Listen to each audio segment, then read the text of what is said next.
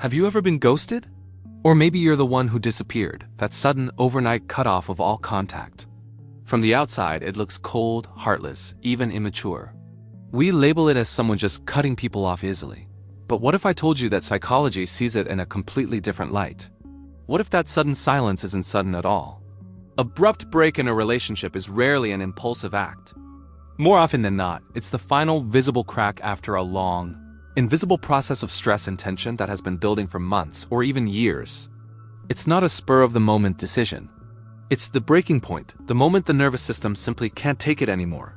Let's dive into the psychology behind this because it's far more complex than it appears. The first and most crucial characteristic of people who do this is a history of prolonged internal silence. They stay quiet for a very, very long time. It's not because they don't care. It's because they've learned that speaking up is pointless, or worse, dangerous. In their childhood or past relationships, whenever they tried to voice their needs or frustrations, their signals were ignored, minimized, or even punished. So they learned to swallow it. Frustration, resentment, disappointment, all of it gets stored away, not communicated. When the internal pressure cooker finally reaches its limit, the only option left seems to be a single, clean break. This isn't an escape, it's a system overload. The second mechanism at play is black and white thinking, which is often learned in unstable relationships. For many of these individuals, past relationships were a roller coaster. Someone was either incredibly close or completely gone. They were either a source of safety or a source of pain. There was no middle ground. Their nervous system never had the chance to learn about nuance, negotiation, or the art of repairing a bond. So when disappointment inevitably arises in a new relationship, their brain doesn't search for a fix.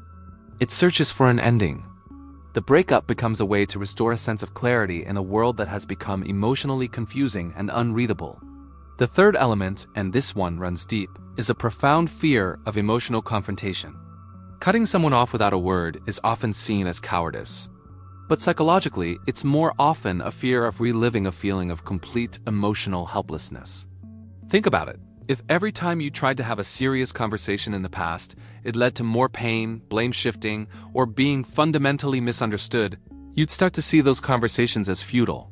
Silence in that context feels much safer than a dialogue that you know from experience will fix nothing and only make you feel worse. The silence isn't an act of aggression. It's a shield. Then there's the fourth reason, excessive adaptation that finally breaks down. People who suddenly cut contact have often been the flexible one for a very long time. They've been understanding, patient, and accommodating to a fault. They consistently crossed their own boundaries, made excuses for the other person's behavior, and twisted themselves into knots to keep the peace. The break isn't their first move, it's their last. It happens when all that adaptation and flexibility no longer protects them. When their own coping mechanisms fail, the mind chooses the most radical path to regain a sense of control. Total withdrawal. The fifth mechanism is what we can call frozen anger. In many cases, the problem isn't a lack of emotion, but an emotion that was never allowed to be safely expressed. Growing up, their anger might have been deemed unacceptable.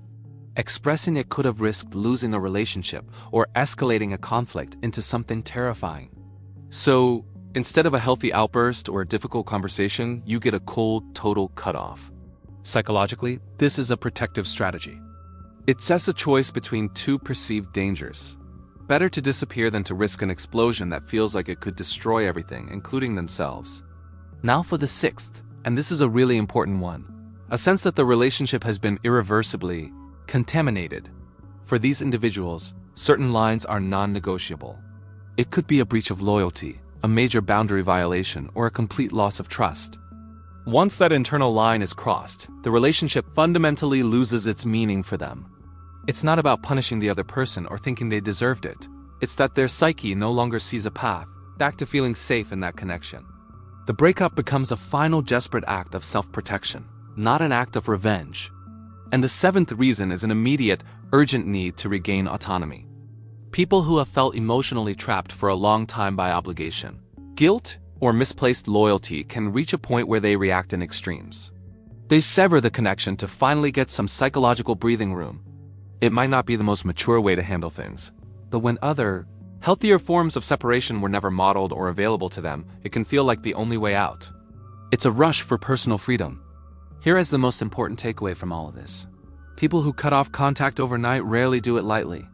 It's almost always a decision that comes after immense internal struggle, tension, ambivalence, and a deep sense of loss. From the outside, all you see is silence. But on the inside, there was a deafening noise for a very, very long time. Of course, the problem arises when this becomes the only pattern, the only tool someone has for managing relationships. When disappearance consistently replaces communication, it prevents any chance of growth or genuine connection. Psychology doesn't justify this behavior, but it does help us understand it. Because a sudden breakup rarely speaks to a lack of feelings. More often than not, it speaks to a lifetime of not having a safe way to express those feelings. If you recognize yourself in this description, either as the person who leaves or the person who has been left, know that this is a pattern that can be understood and changed. It starts with recognizing the deep-seated reasons behind the action. It's about learning new ways to communicate, to set boundaries before you hit a breaking point, and to believe that your feelings are valid and deserve to be heard. And if you've been on the receiving end, while it doesn't take away the pain, understanding the why can offer a different perspective. It wasn't necessarily about you, but about their own internal world and their struggle to navigate it.